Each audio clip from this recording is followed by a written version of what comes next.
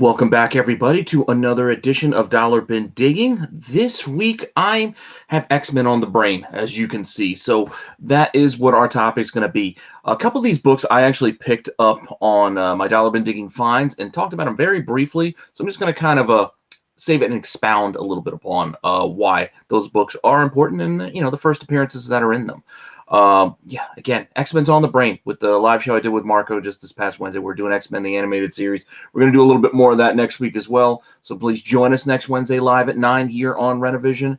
And if you like what we're doing, please like, subscribe, hit that alert button so you don't miss any of the content that's dropping on the channel at least once a day. And make sure you check out this article too over on comicbookinvest.com, where I give you a little bit more pricing details and some recent sales history on some of these books that I'm talking about here, just so you have a frame of reference of what these books are going for in case you're into that kind of thing. So as I said, this week we're about all things X, and that's what we're going to be covering as our topic. So just hang on for 1 second and I'll be right back with those books.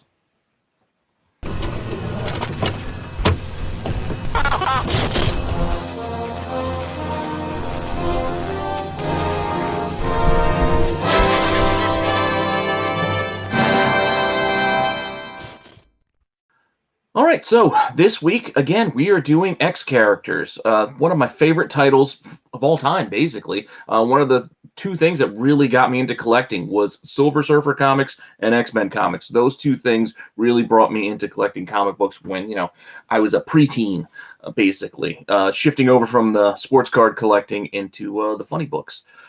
So let's just take a look at some funny books that you can still find out there in those dollar bins that have some interesting X first appearances for you. And first one that I have for you is characters I've always enjoyed, and this is it's not Skin, who's on the cover of this one. She's not on the cover, at least on the front cover, but Blink. I'm a big fan of Blink. I know if you read this storyline, she doesn't last very long, but we do get her back again. But I'm getting a little bit ahead of myself. So this cover for Uncanny X-Men 317 has two versions. There's the version that has the holofoil. This is part of the Phalanx Covenant, I think it's what it was called.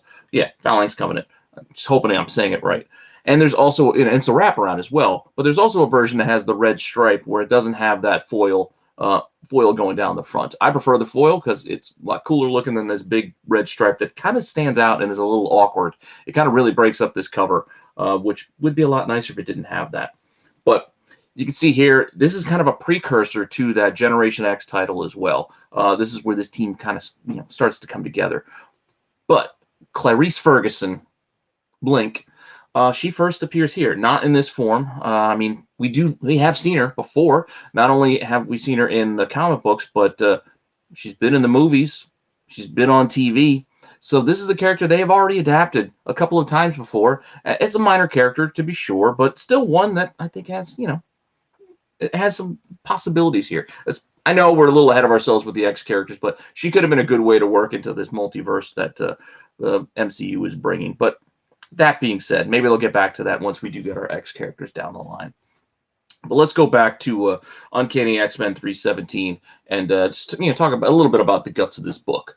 So, as I said, this is kind of like setting up the idea of this Generation X team. And here we have a bunch of, a couple of members or soon-to-be members kind of trapped by the Phalanx here. I mean, these are young mutants. You got Skin, you got Paige Guthrie, who's Cannonball's sister, who goes by the character of Husk. You got Monet, or M, here, and you can see Blink right there in the background. She looks a little different from the one that you might be thinking of, but this is the first appearance of Blink. And as I said, throughout this storyline, I believe it's actually in the next issue of Uncanny, or perhaps it's in the X-Men 37.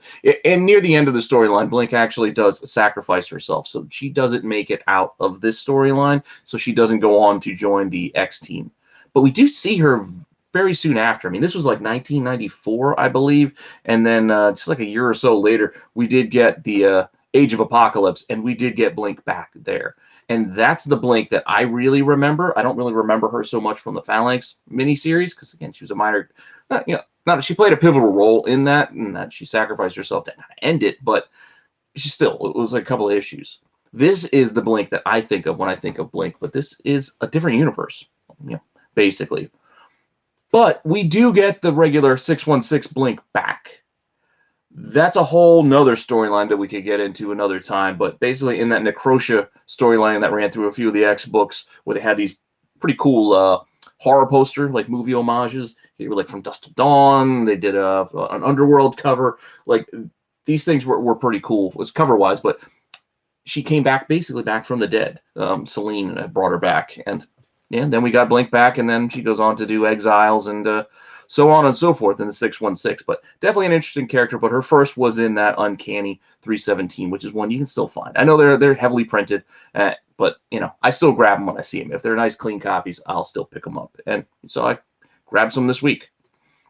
Now the next one is another one of those books from that same series. We're sticking with the Phalanx Covenant because we also got Synch, who's right there on the cover. He does get, you know, front cover treatment. There's also a holofoil version. I didn't get a picture of that one to share right now, but there's also the red stripe, and it also is a wraparound. That's what they did throughout this crossover event. They had the wraparounds, and yeah, so Synch first appears in this X-Men 36, and you can see he's right there front and center on the cover. But they don't waste any time introducing him in the story. You can see there it's a, you know, bunch of Caps going right after him. He's a, you know, an interesting character, one that kind of lasts, you know, for a while throughout the X universe. So unlike Blink, who was, you know, pretty much gone after the couple of issues of this crossover, he stuck around. He was one of the founding, you know, members of this Generation X team that Banshee and Emma Frost put together, along with Chamber, and you had Jubilee joining them. And yeah, it was a fun little ride for a little while. I remember, you know, it's basically was like a New Mutants for a new time. Like it was a new Mutants. So Generation X was an interesting title, and that is another one I keep an eye out too in those cheap pops. You can still find them sometimes. That pretty cool chromium cover, also a wraparound. Marvel really loved those wraparounds back then. I mean, gets to showcase the art. I mean, they did have some good artists, you know, the Joe Mads and the Chris Piccolo. I don't know if I'm saying his name right, but anyway, like I said, Synch. He's a character that we even have today on the current like X teams. He's lasted. He's been a lasting character. Now, will he ever get adapted into anything on, you know, on screen? I don't know. We'll see what the MCU plans are for our mutants. But he is a you know, like I said, a lasting X character, and one you can still pick up for cheap. And that was in that X-Men 36. That Phalanx Covenant has a lot of introductions of characters. I also mentioned M, or yeah, Monet, and then the twins, and the whole convoluted storyline there in a previous Dollar Bin Digging, and that was also in, you know, this little run of issues as well.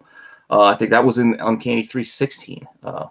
But that being said, let's move on. Let's move away from the Phalanx Covenant just for a little bit for one more book, and another one that I did pick up this past week and showcase just for a second in the Dollar Bin Digging finds, or the cheap book finds. Is basically what that article has kind of become, and that video series has kind of become. It's not just Dollar Bin stuff, but still something to keep an eye out for. And this is Wolverine and the X-Men #1. And again, you got Chris Piccolo going as the artist. Basically, Wolverine, you know, becoming like the headmaster of the school, and we got another new set of students coming through, you know, to learn now from Logan instead of Professor X.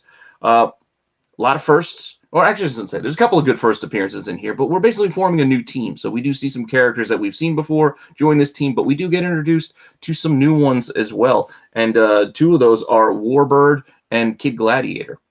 I mean, Gladiator's a pretty cool character. One of those interesting Shi'ar guards that has that look, you know, that pretty solid look that everybody kind of knows. So having a kid version is you know, kind of cool as well. Yeah, you get the mohawk split up a little bit, get a little punk rock style going here. But like I said, both of these characters from the Shi'ar Empire show up in you know, Logan's school in this issue. Again, I don't know if we're going to see anything out of these characters going forward, but hey, who knows? Maybe we do, maybe we don't. But you're getting two first appearances at least in this with, you know, Kid Gladiator and again Warbird as well. It was, you know, you get Deathbird. There's a lot of cool Shi'ar characters that you know, we could still see growing out of this.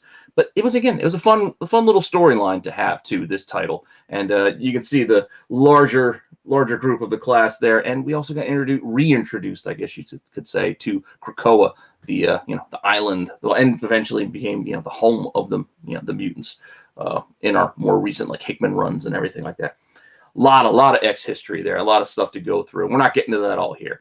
again, these are just some first appearances that you can find in those cheap boxes and things you can keep an eye out for. These are things that I pick up and showed you. I picked them up earlier this week. So these are things you can find and are out there. And, you know, just something to pay attention to, something fun to pick up if you're interested in the X-Men universe, because we will get them eventually. That's all I'm saying. So hopefully you're enjoying this series still after all this time and enjoying all the content that I provide. And yeah, thank you guys. Thank you for stopping in. Please like, subscribe, hit the alert button so you don't miss anything. And I will see you all next time.